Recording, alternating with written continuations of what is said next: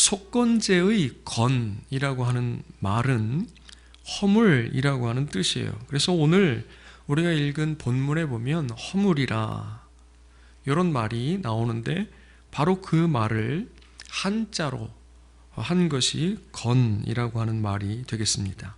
크게 세 부분으로 나뉘어져 있어요. 동그라미가 3번 나오는 거죠. 그런데 앞에 2개는 크게 한 단락으로 볼 수 있습니다. 그래서 속건제는 크게 2 부분으로 나눠서 볼 수 있고 설명은 물론 3단계에 걸쳐서 하겠습니다. 5장 14절에서부터 19절까지가 여호와의 성물에 대한 속건제예요. 그리고 6장 1절에서부터 7절까지는 이웃의 재산에 대한 속건제입니다. 이에 대해서 어떤 주석가는 속죄제는 속죄제, 이게 유사한 부분이 상당히 많습니다. 속죄제는 고의적이지 않은 계명을 위반했을 때 드리는 제사예요. 부지 중에 범죄했을 때 드리는 제사. 속건제는 재산상의 피해를 입혔을 때 드리는 제사예요. 그런데 앞부분은 여호와의 성물이라고 했는데 하나님의 재산, 뒷부분은 사람의 재산, 이렇게 나눠서 볼 수 있다는 거죠. 앞부분은 여호와의 성물, 하나님의 재산, 6장 1절에서부터 7절까지는 사람의 재산, 그것에 관한 손해를 입혔을 때 드리는 제사, 이렇게 정리하면 되겠습니다.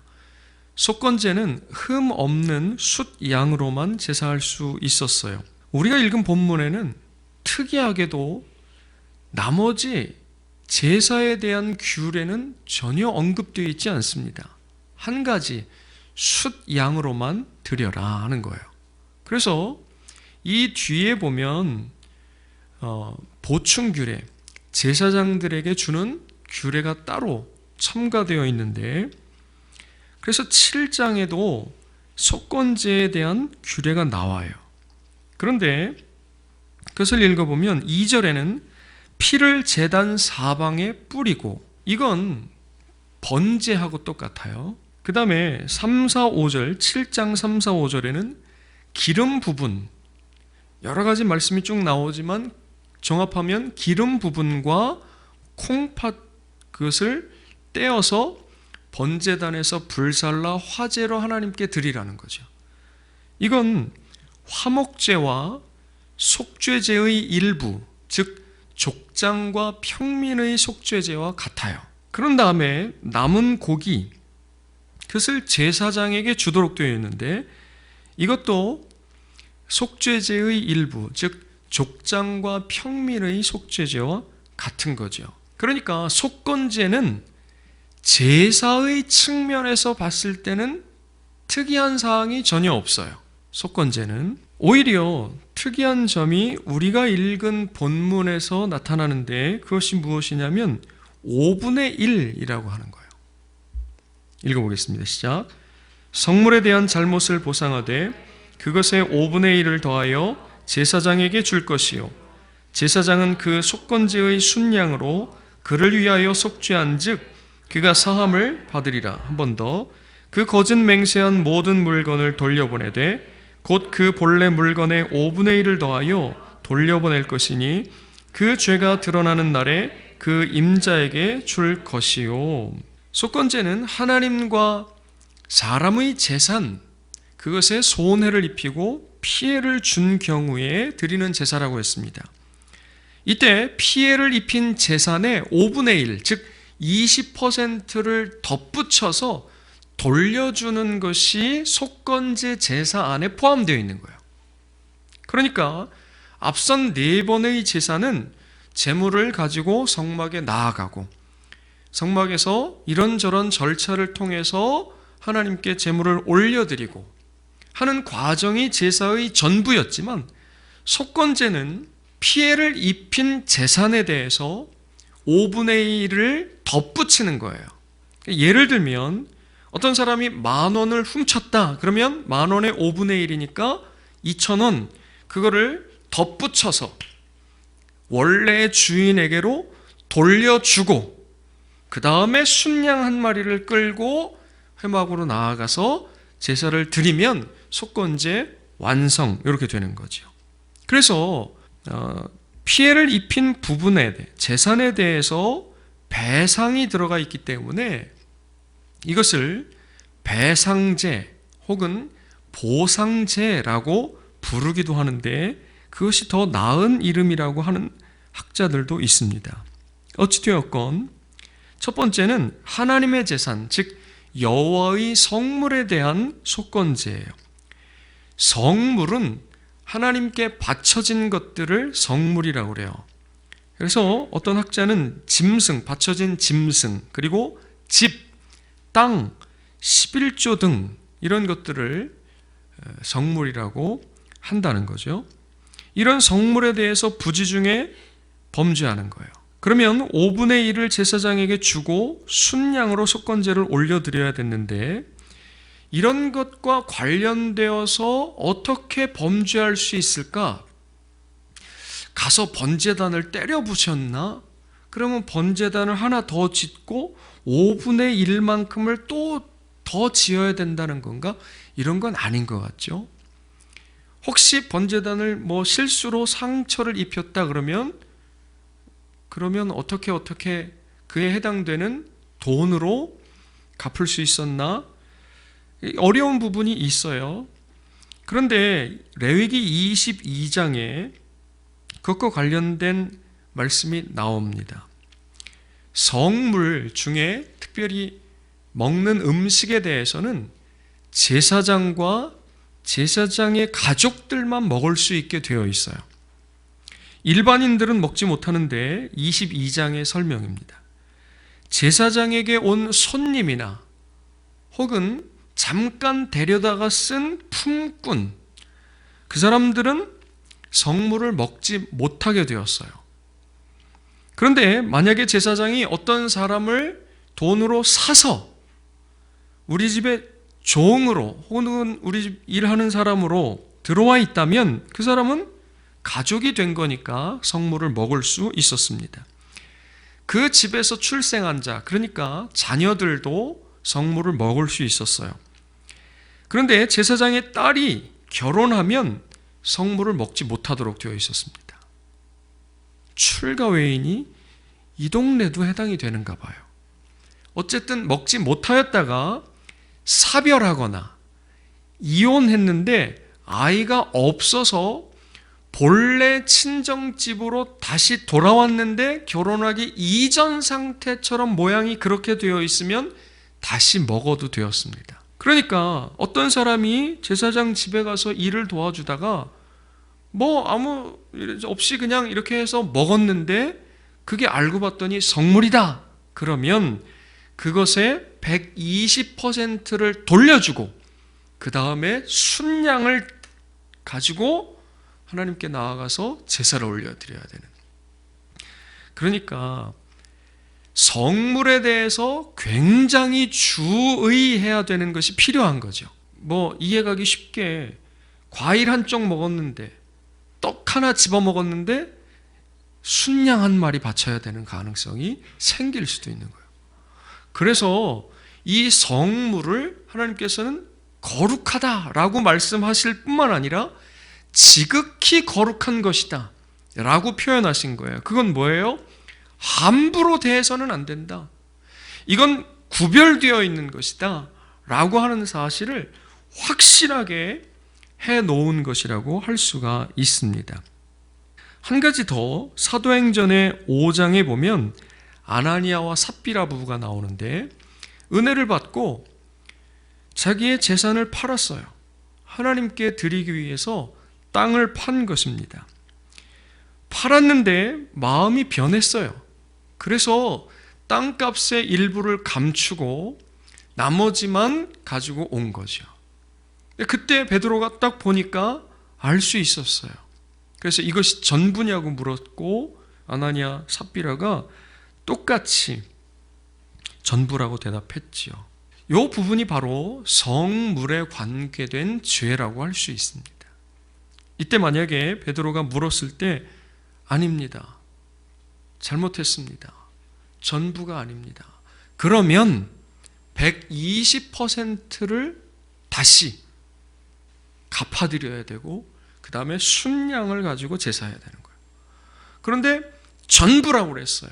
그러니까 이건 하나님을 속인 죄가 추가가 된 거예요. 그리고 교회가 막 세워지던 시점이었기 때문에 시범 케이스 같은 형식을 띄워서 그 자리에서 죽게 된 거죠. 이 말씀을 통해서 언제부터 성물이 되는지 우리가 알 수가 있어요. 여러분, 언제부터 하나님의 것이 됩니까? 11조를 하는 거예요. 또는 감사원금, 주일원금 합니다. 봉투에 넣어서 바구니가 돌 때 요 안에 쏙 들어가는 순간, 내 손에서 떠나는 순간 하나님의 것이 되는 건가? 지금 요 아나니아 삽비라 이야기를 통해서 보면 그게 아닌 것 같아요. 언제부터냐면 내가 하나님께 드려야겠다라고 마음을 먹는 그 순간에 그것은 더 이상 이미 내 것이 아니고 하나님의 것이 된다고 하는 사실을 우리가 알 수 있는 것이지요. 그런데 그 후에 마음이 변해서 일부만 드리거나 내 임의대로 그것을 움직인다면 하나님께 죄가 되는 거예요. 속건제를 드려야 하는 여호와의 성물에 대한 부지중에 저지른 잘못이 되는 거죠. 그래서 우리가 말씀을 잘 알고 하나님께 대하여 잘 할 수 있었으면 좋을 것 같습니다. 두 번째는 17절에서부터 19절에 여호와의 계명 중 하나를 부지중에 범하였을 경우예요. 17절만 딱 읽어보면 이거 속죄죄 아닌가? 이런 생각이 들어요. 속죄죄에도 이런 동일한 표현들이 나오거든요. 그리고 여기엔 별다른 재산에 관계된 내용이 없어요. 그래서 해석이 어렵습니다. 학자들은 이 부분에 대해서 속죄죄는 부지중에 범한 죄를 나중에 깨닫게 되었을 때 드리는 제사고, 속건제는 부지중에 무언가 잘못했는데 그래서 마음에 꺼림칙하기도 하고 뭔가 삶에서 문제가 일어나는 것 같기도 하고 계속 불안하기도 하고 뭔가 이상한데 아무리 생각하고 아무리 찾아봐도 모르겠는 거예요. 결국에는 모르는 거죠. 그런데 불편해. 계속 뭔가가 일이 이상하고 그럴 경우에 속건제를 드리면 그게 무슨 죄이든지 간에 사함을 받으리라고 말씀하고 있는 거예요. 요 경우가 요런 경우가 아니겠는가 생각해 봐요. 시작. 그들이 차례대로 잔치를 끝내면 욥이 그들을 불러다가 성결하게 하되 아침에 일어나서 그들의 명수대로 번제를 드렸으니 이는 욥이 말하기를 혹시 내 아들들이 죄를 범하여 마음으로 하나님을 욕되게 하였을까 함이라. 욥의 행위가 항상 이러하였더라. 아멘. 여기 물론 번제라고 되어 있지만 그러나 혹시 모를 하나님께 대한 죄, 그런데 이게 명확하게 특정되지 않았어요. 그래서 바로 지금 읽었던 5장 17에서 19절에 해당되는 속건제의 내용이 아니겠는가 하는 생각을 해보는 거죠. 그래서 이 부분에 대해서는 5분의 1을 더해서 배상하라는 말씀이 없어요. 왜냐하면 죄가 뭔지 모르기 때문에. 그래서 여러분 혹시 살면서 이런 일들이 있다면 그러면 양을 한 마리씩 끌고 오시면 돼요. 이건 농담이에요. 아니죠. 뭐 해야 돼요?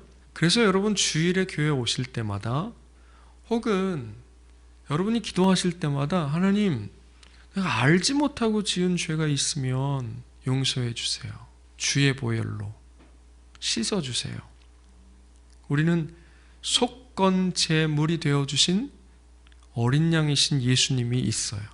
그러니까 그 예수님을 의지하고 부지중에 계명을 어긴, 그런데 내가 도무지 깨닫지 못하는, 범죄했는데도 불구하고 무엇이 죄인지도 깨닫지 못하는 그런 죄악들이 있다, 이런 얘기죠. 그런 것들을 하나님 앞에 나올 때마다 주님의 보혈을 의지해서 하나님 아버지, 내가 알지 못하고 범한 죄악들을 용서해 주세요 하고 기도하면 주께서 마치 지금 17절에서 19절까지의 사해 주신 은총을 오늘 우리에게도 동일하게 용서해 주실 줄 믿습니다. 세 번째는 사람의 재산에 대한 속건제예요. 첫째는 이웃이 맡긴 물건, 그 다음에 두 번째는 전당물. 원어에는 첫 번째가 맡긴 것이고 두 번째는 손에 둔 것이에요. 그래서 이 전당물을 빌려준 것 혹은 동업자로서 투자한 것 혹은 번역된 말 그대로 내가 무언가를 갖다 주고 돈을 빌린 경우, 이런 경우들이 있을 거라고 생각이 듭니다. 그런데 그 사람이 그 물건을 맡긴 건데 시치미를 떼는 거예요. 이거 원래 내 거였어요. 이렇게 되는 거죠. 그러면 누구한테 맡겨요? 길 지나가던 사람한테 맡기는 경우는 드물지요. 주로 가까운 사이에서 맡기게 되는데 그 사람은 신뢰를 저버리게 되는 거예요. 그걸 신실치 못하다고 하는 거죠. 동업자로서 투자했는데 혼자, 요즘 말로 먹튀하는 거지요. 그러면 안 된다는 거예요. 세 번째는 도둑질인데 이 도둑질은 원어에 몰래 훔치는 도둑질이 아니라는 거예요. 누가 훔쳐갔는지 짐작이 되는 경우고 공개적으로 이웃의 것을 차지했는데 위력, 힘을 가지고서 강압적으로 가서 빼앗아온 것이 아니고 합법적인 테두리 안에서 자기의 능력과 힘을 가지고서 합법적으로 탈취해온 거예요. 그게 뒤에 나오는 착취하고 항상은 아니고 성경에서 같이 많이 쓰였습니다. 착취는 남의 것을 이것도 마찬가지로 강제로 빼앗은 것이 아니에요.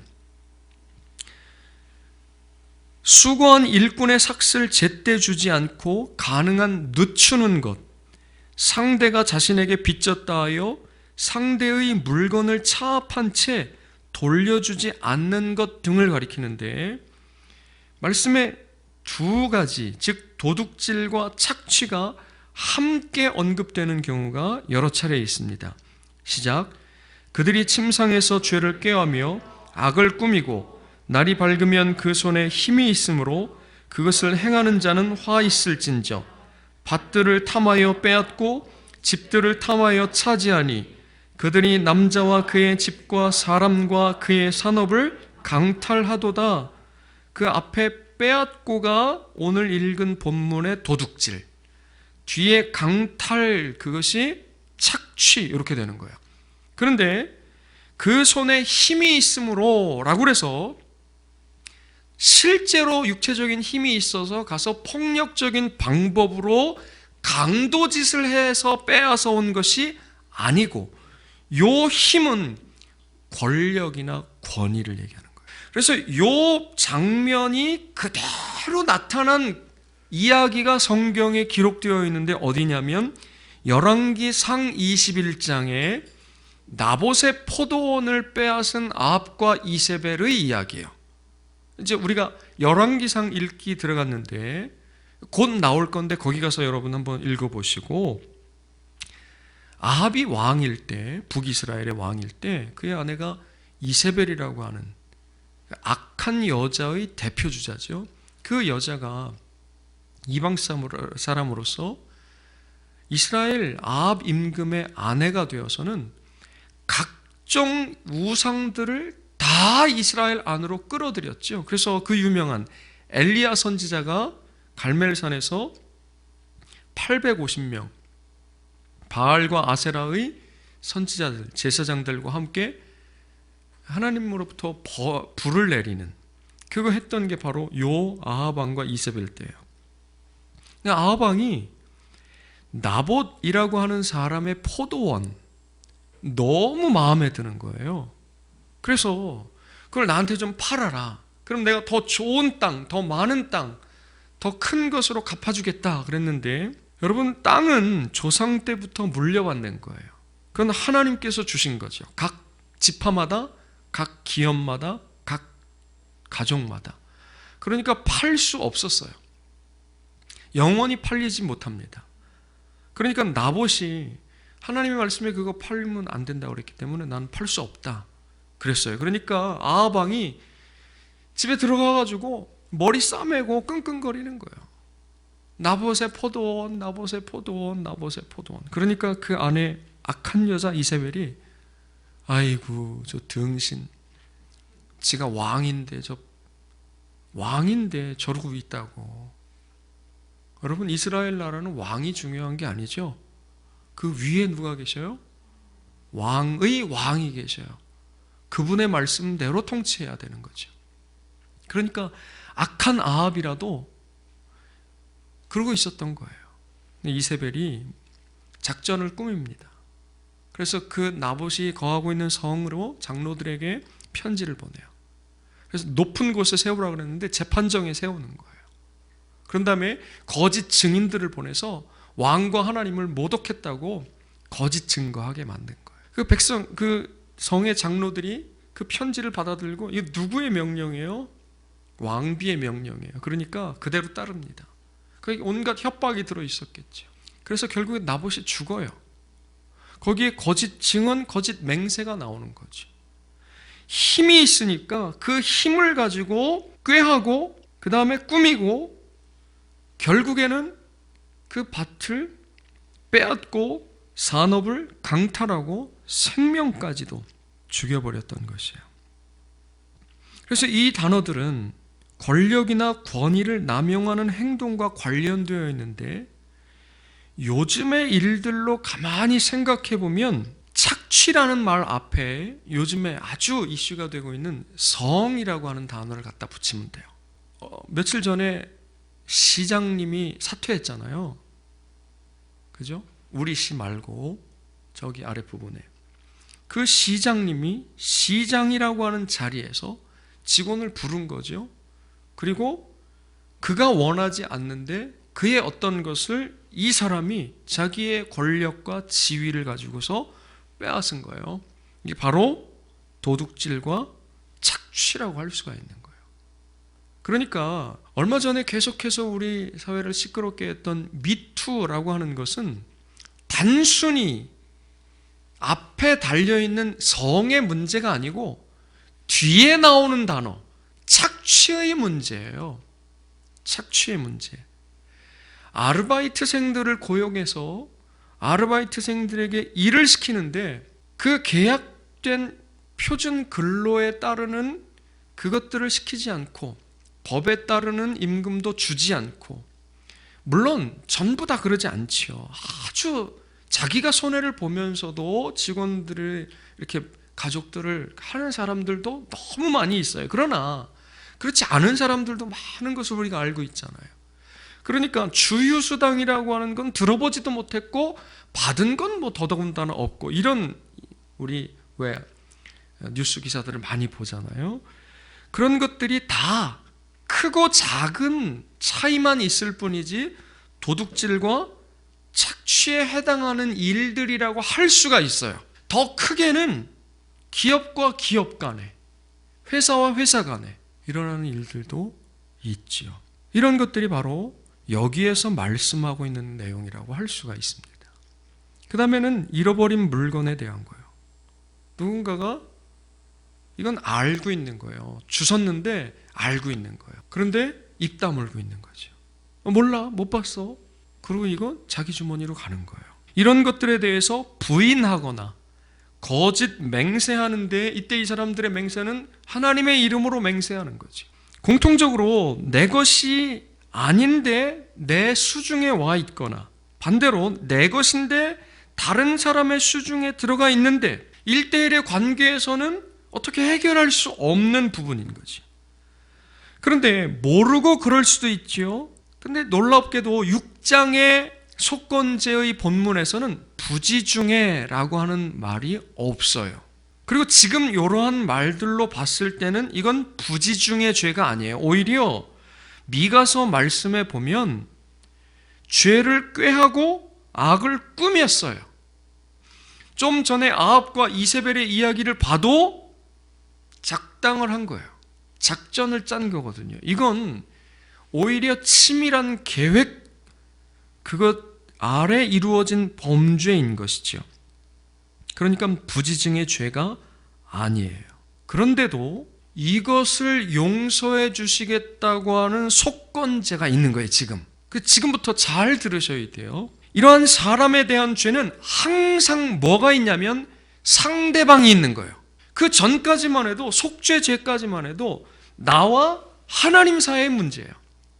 속건제도 5장까지는 나와 하나님의 재산이니까 하나님과의 문제예요. 그런데 6장의 속건제 본문은 나와 하나님과의 문제일 뿐만 아니라 사람으로서의 상대방이 항상 존재하고 있다는 거예요. 제가 참고한 거의 모든 주석에는 손해를 보고 피해를 받은 사람에 대한 이야기가 없더라고요. 근데 어제 설교 준비를 다 마치고 집에 들어갔는데 피해를 당한 사람, 손해를 당한 사람이 있는데 왜 그런 생각이 들었냐면 아마 손해를 많이 당해봐서 그런가 봐요. 피해를 많이 봐서 그런가 봐요. 여러분, 손해를 본 적 있으시죠? 그냥 내가 잘못해서 손해본 게 아니라 나쁜 놈 때문에 손해를 본 경우 있죠. 피해를 본 경우 있잖아요. 그런데 그 피해를 준 그놈을 용서해 주시겠다고 제사 제도가 여기 있는 거예요. 그러니 피해를 본 사람은 5분의 1? 20%? 아니, 피해를 당했을 때, 손해를 당했을 때는 물질적인 손해와 피해만 있는 게 아니잖아요. 그것 때문에 몇 날을 잠 못 자요. 전전긍긍한다고요. 그것 때문에 스트레스 받고 그것 때문에 받은 정신적 충격은 이루 말로 할 수가 없단 말이에요. 그 사람만 그런 게 아니지요. 가족들 모두가 다 피해를 보는 겁니다. 법에 호소하고 이런저런 절차를 통해 회복하려고 노력할 거예요. 그런데 지금 말씀드렸듯이 정당한 절차를 통해서 강탈하고 도둑질하는 경우들인 죄들이기 때문에 그러기가 쉽지 않아요. 나봇의 포도원 이야기로 돌아가면 나봇은 죽어버린 거예요. 포도원은 뺏겨버린 거지요. 그러면 그의 아내, 그의 자식들은 도대체 뭐냐 이런 얘기예요. 그 피해를 어떻게 보상할 수 있냐는 거예요. 그 손해를 어떻게 메울 수 있냐는 거지요. 물론 죽인 것에 대해서는 이건 전혀 별개의 문제입니다. 그 과정에 법에 호소하고 이런저런 절차를 통해서 회복하려고 노력하지만 잘 안 될 거예요. 사람들마다 거짓 증언, 거짓 맹세가 등장할 수도 있습니다.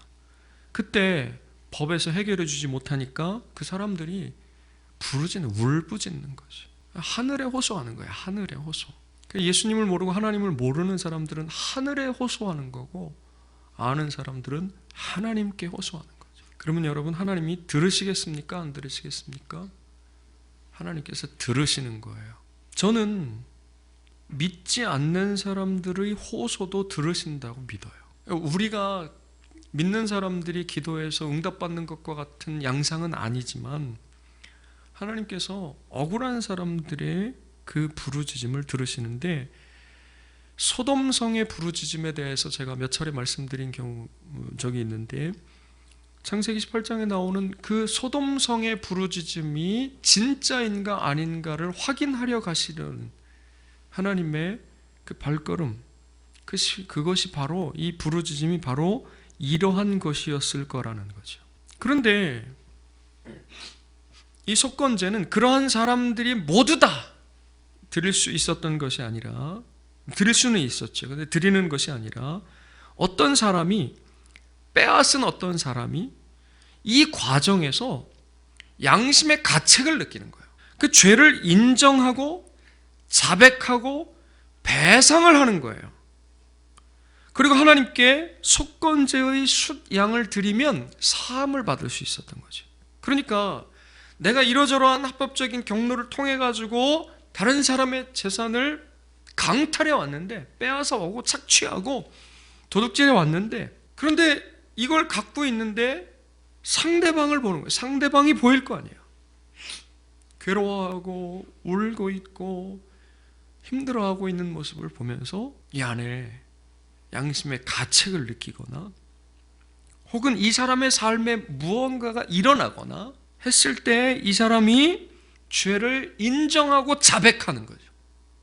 그걸로 끝나는 게 아니라 죄송하다고, 내가 이거 당신 건데 내가 이걸 이렇게 해갖고 했지만 죄송하다고 해서 이것만 돌려주는 게 아니라 여기에다가 20%를 더 얹어서 돌려주고 그 다음에 순양으로 하나님께 속건제를 드리면 사함을 받을 수 있게 된 거죠. 그런데 여러분, 거짓 증언, 거짓 맹세까지 한 사람이 이 과정에 죄를 인정하고 자백하고 회개하는 거, 이런 거 본 적이 있으세요? 이게 굉장히 어려운 일이라고 할 수가 있습니다. 더군다나 우리가 살고 있는 이 시대는 자본주의 사회예요. 돈이 신입니다. 사람? 그런 거 필요 없는 거예요. 네가 울어야 내가 웃는 거예요. 여러분, 많이 울리면 내가 그만큼 위에 올라가는 거예요. 믿습니까? 참 그게 우리가 사는 세상이라. 이런 많이 손해를 보게 하고 많이 피해를 보게 하고 많이 울리게 하고 그런 사람이 성공하는 거예요. 우리가 살고 있는 이 자본주의 세상에서. 여러분, 자본주의는 그래서 성경적인 것이 아니에요. 그렇다고 공산주의, 사회주의가 성경적이라고 얘기하는 게 아닙니다. 사유재산을 인정하지 않는 게 그런 거 아니에요. 사유재산을 여기 인정하고 있잖아요. 그러나 자본주의가 곧 성경적인 것이 아니다 하는 것을 말씀드리는 거예요. 그런데 이렇게 자백하고 회개하는 것이 일어나는 것을 하나님이 바라시는 거예요. 이 속건제의 문맥에서 읽을 수 있는 것이 뭐냐면, 행간에서 그렇게 손해를 보고 피해를 받은 사람을 가능하면 빠른 시일 내에 회복해 주도록 하는 거예요. 그것이 하나님이 원하시는 바라고 저는 읽습니다. 출애굽기에 배상에 대한 말씀이 등장해요. 그런데 그것과 비교해 보면 이 레위기 6장에서의 하나님의 마음이 어떤 건지를 훨씬 더 잘 이해할 수 있는데, 시작. 사람이 소나 양을 도둑질하여 잡거나 팔면 그는 소 한 마리에 소 5마리로 갚고 양 한 마리에 양 4마리로 갚을지니라. 그 밑에 도둑질한 것이 살아 그의 손에 있으면 소나 낙이나 양을 막론하고 갑절을 배상을 지니라. 아멘. 여기 도둑질은 실제 도둑질이에요. 그래서 소를 잡아와서 이걸 잡아가지고 팔았어요. 내 수중엔 없어 지금.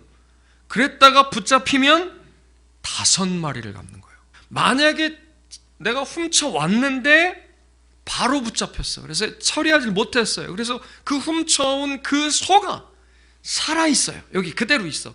그러면 2배. 돌려주고 1마리 더. 그러니까 레위기의 본문과는 아주 큰 차이가 나죠. 그러면 출애굽기가 중심이면 도둑질하지 말라 이런 얘기예요. 부자가 되려고 도둑질하지 말고 먹고 사는 문제 때문에 도둑질하지 말라는 거예요. 부자가 되는 건 세속적인 거예요. 먹고 사는 건 누가 책임지시는 거예요? 하나님 책임지시는 거예요. 그러니까 도둑질하지 말라는 거예요. 그러나 오늘은 출애굽기가 본문이 아니라 레위기가 본문이에요. 그러면 이렇게 4배, 5배, 적어도 갑절인데 여기는 5분의 1. 이게 무슨 말이에요? 그러면 여기 레위기에 손해를 당한 사람은 출애굽기에 손해를 입은 사람보다는 마음이 더 넓은 사람일까요? 아니면 더 잘 이기고 더 잘 버텨낼 수 있는 사람일까요? 그런 얘기가 아닌 거죠. 레위기 말씀은 빨리 깨닫고 빨리 돌려주라는 거예요. 빨리 회복시켜 주라는 거예요. 그래서 학자들은 출애굽기는 붙잡힌 경우고 레위기는 자수한 경우라는 거예요. 일리가 있어요.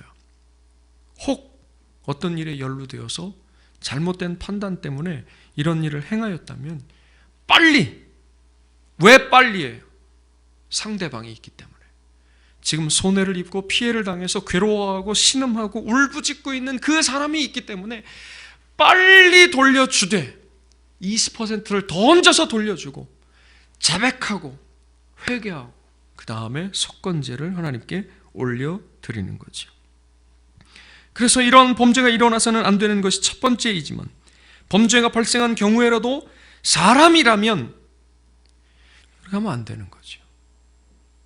그렇게 하지 말고, 지금 손해를 당하고 피해를 받은 사람이 있는데 그 사람이 아파하고 울부짖고 있고 괴로워하고 있고 눈물을 흘리고 있는 거예요. 그러면 사람이라면 죄를 인정하고 자백하고 회개하기를 바라시는 하나님의 마음이 담겨 있는 거죠.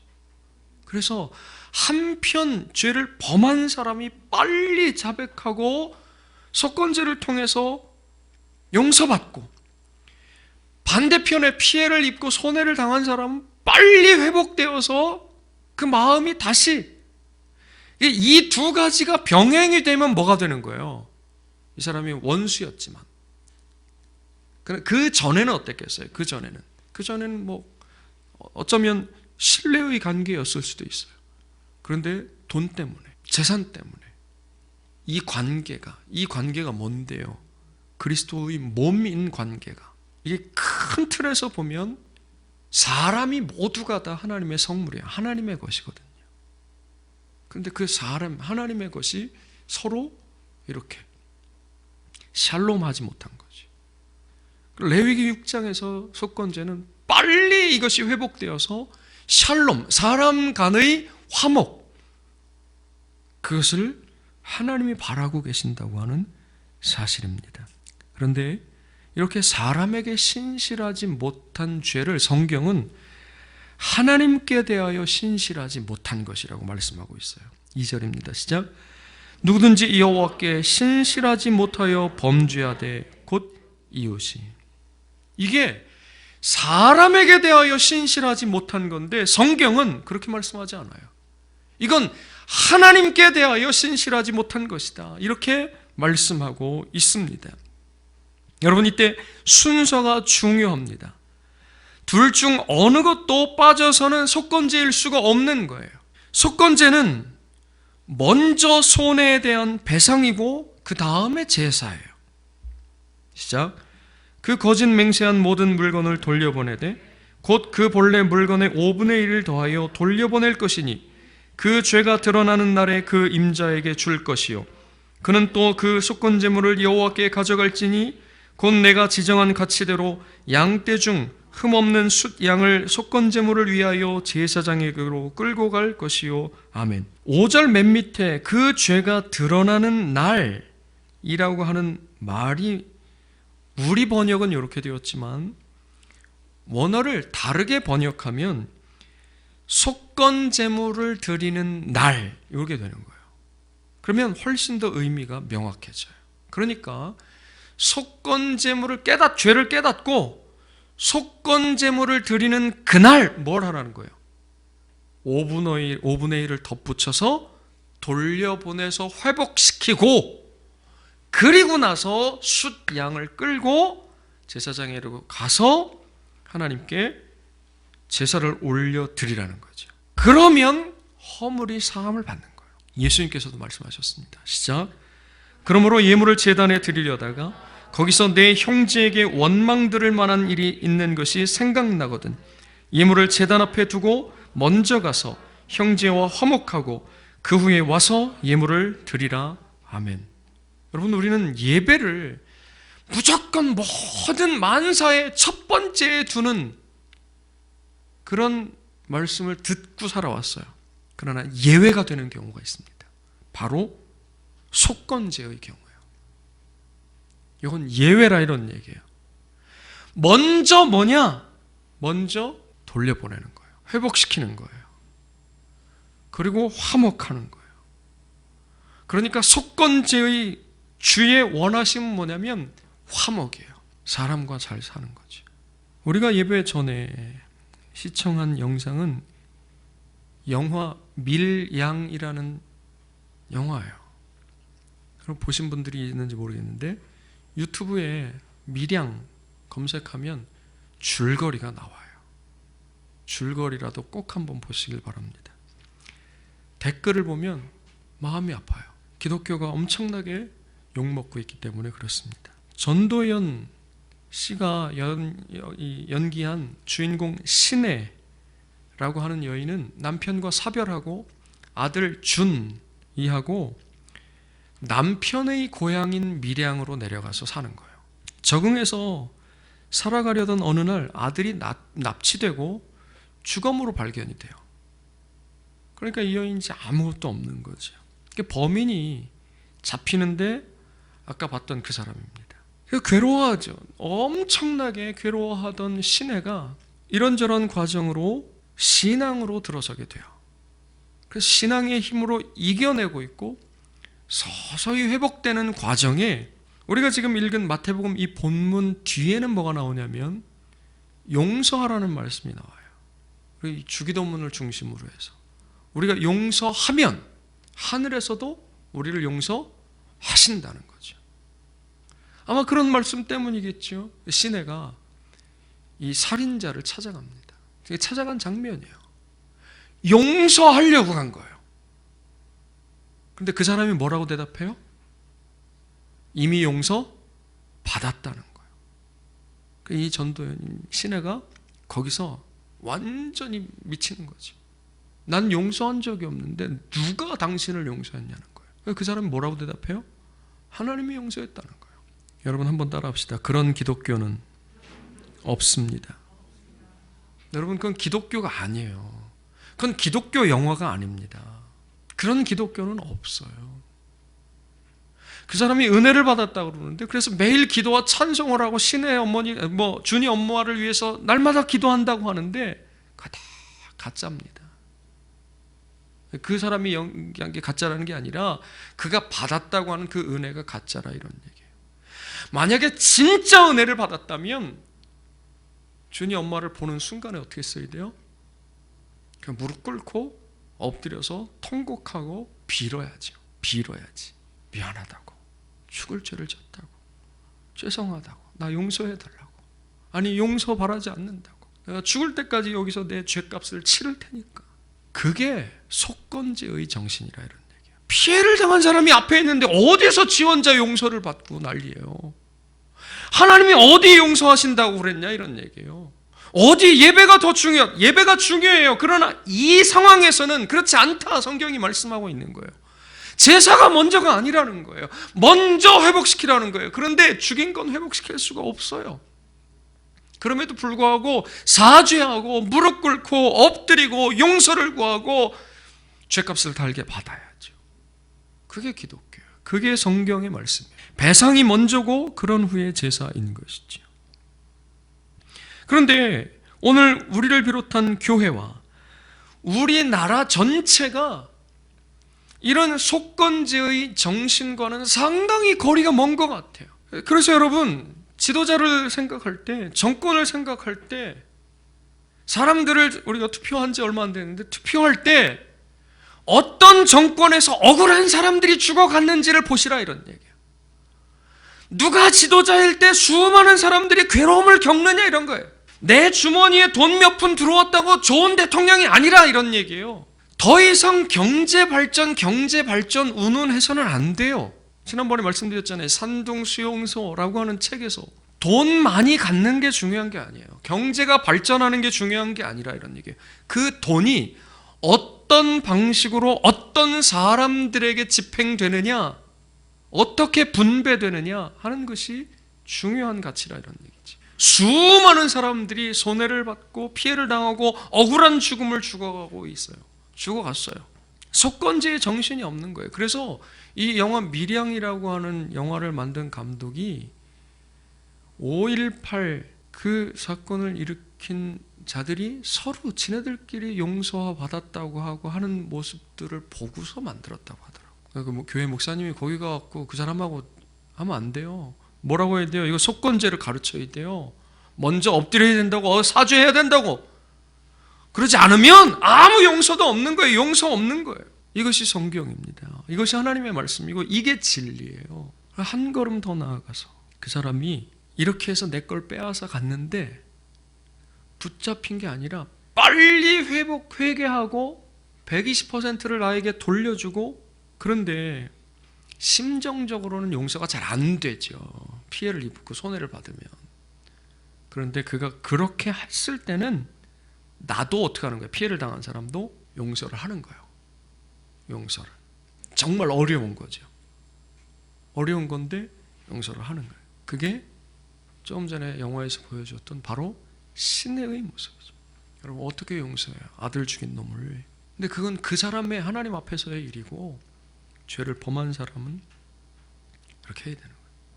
먼저 회복시키고, 먼저 배상하고, 먼저 자백하고, 먼저 죄를 인정하고, 먼저 돌려보내고, 그런 이후에, 그렇게 돌려보낸 후에 화목하고, 그런 이후에 와서 예배. 그러지 않으면 그 예배를 받지 않으시는 거예요. 나라 전체가 그런 모습이면 안 되는 거죠. 교회는 더더군다나 그래서는 안 되는 거죠. 여러분, 하나님께서 저와 여러분에게 각별히 이 말씀에 주의하게 하시고, 또 피해를 당하고 손해를 본 이 땅에 사는 수많은 사람들이 회복되지 않는 거예요. 회복되지 않는 거죠. 죽어버렸는데 어떻게 회복이 되냐, 이런 얘기. 불구자가 됐는데 어떻게 회복이 되냐, 이런 얘기. 그런데도 아직 해결이 안 된 일들이 너무 많잖아요. 하나님 은혜로 이런 일들이 회복이 되고 해결이 되고, 하나님께서 친히 그들에게 위로가 되어 주시기를, 교회가 그들 곁에 서서 위로가 되어 줄 수 있는 그런 놀라운 은혜가 속건제 말씀을 마치면서 이 길을 주의 이름으로 축복합니다. 기도하겠습니다.